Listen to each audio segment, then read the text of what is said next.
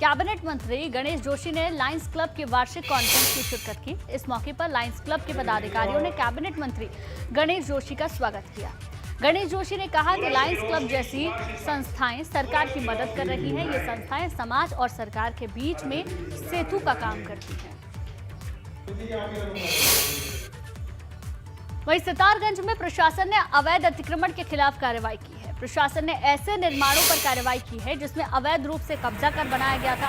हालांकि अतिक्रमण हटाने की कार्रवाई के दौरान प्रशासन के साथ व्यापारियों की झड़प भी हुई है।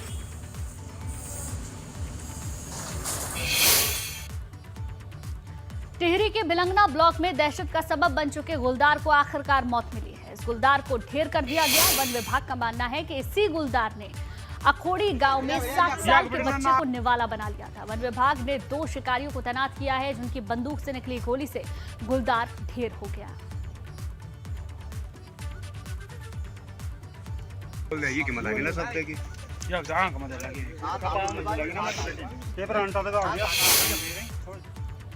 वहीं अल्मोड़ा में आबकारी विभाग इस साल के लिए टारगेट पूरा करने में जुट गया है। जिले में 31 विदेशी और 26 देशी शराब की दुकानों के लिए 144 करोड़ रुपए राजस्व निर्धारित किया गया है, मगर उसके मुकाबले सिर्फ 130 करोड़ राजस्व ही मिल पाया है, जबकि पिछले साल 134 करोड़ में से 131 करोड़ राजस्व हासिल हुआ था।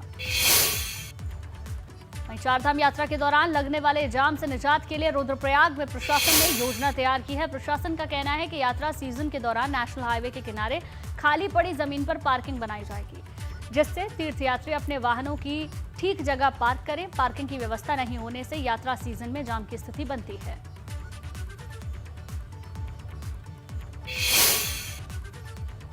वहीं चारधाम यात्रा शुरू होने से पहले ही इस बार तीर्थ यात्रियों में जबरदस्त उत्साह दिख रहा है। केदारनाथ धाम के पास बनी ध्यान गुफा को लेकर भी तीर्थ यात्रियों में काफी क्रेज है।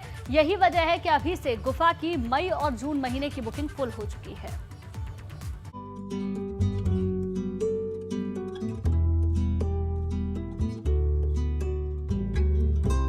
ये तस्वीर उस समय की है जब पीएम मोदी केदारनाथ धाम आए थे और उन्होंने ध्यान गुफा में एक रात बिताई थी।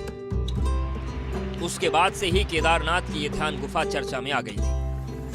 आलम यह है कि अब ध्यान गुफा में मई और जून महीने तक बुकिंग फुल हो चुकी है। उस गुफा के संदर्भ में काफ़ी लोगों को उसके संदर्भ में उत्सुकता भी है और वो लोग एक नया अनुभव करने के लिए वहाँ पर ज़रूर आना चाहते हैं।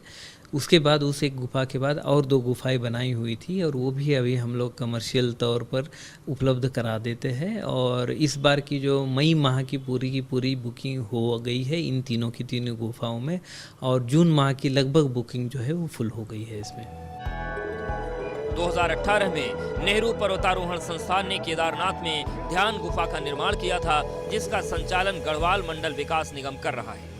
मगर जब से पीएम मोदी ने इस गुफा में ध्यान किया, तीर्थ यात्रियों में इसमें ध्यान करने का क्रेज बढ़ रहा है। भारत के यशस्वी प्रधानमंत्री नरेंद्र भाई मोदी जी जब केदारनाथ पधारे थे तो वहाँ पर एक गुफा में बैठ करके उन्होंने साधना की थी।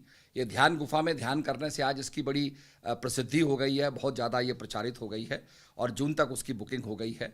इसी प्रकार की और भी गुफाओं का हम निर्माण कर रहे हैं।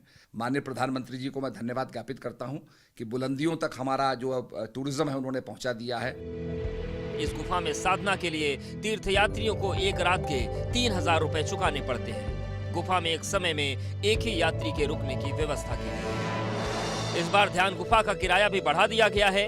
बावजूद इसके इस ध्यान गुफा को लेकर तीर्थयात्रियों में जबरदस्त क्रेज है। यही वजह है कि मई और जून महीने तक ध्यान गुफा की बुकिंग पूरी तरह से फुल हो चुकी है। एबीपी गंगा के लिए देहरादून से पंकज राणा की रिपोर्ट।